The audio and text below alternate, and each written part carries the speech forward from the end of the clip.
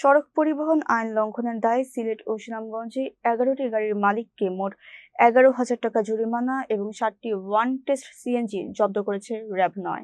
বুধবার থেকে বিকেল পর্যন্ত পৃথক দুটি অভিযানে এ ব্যবস্থা নেওয়া হয়।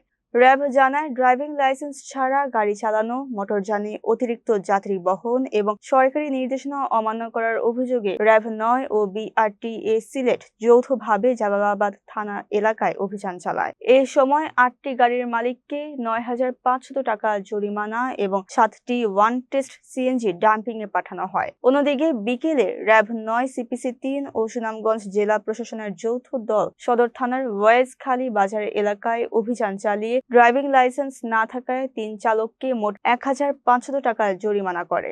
র্যাব জানায়, সড়ক পরিবহন আইন বাস্তবায়ন ও জনস্বার্থে এ ধরনের অভিযান অব্যাহত থাকবে।